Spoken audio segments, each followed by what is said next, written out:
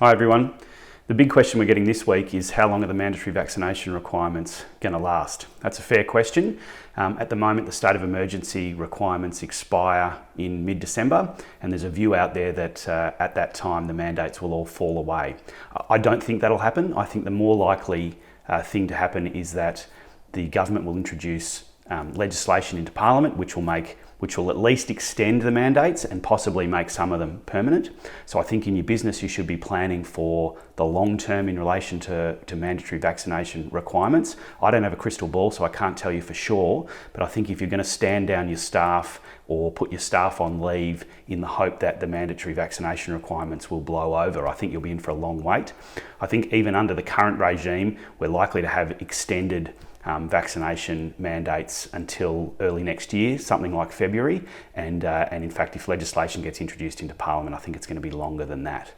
I think also the reality is for many businesses it's fairly impractical to stand people down for a long period without replacing them, and I think if you're going to replace them, then that's your new business model with those new employees. Now I appreciate people are reluctant to dismiss staff, and I appreciate there may well be long-term great contributors to your team who are reluctant to be vaccinated and who don't have a medical exemption, but the reality is there's a mandate in place which requires those people to work from home.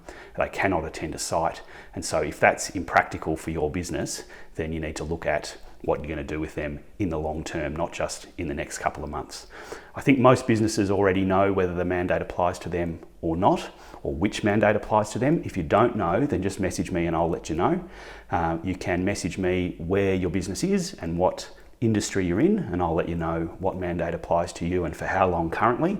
But as I said, I think the reality is the mandate or some form of mandate is going to be a long-term thing for Victorian businesses. So be prepared. If you've got any questions, please feel free to message me.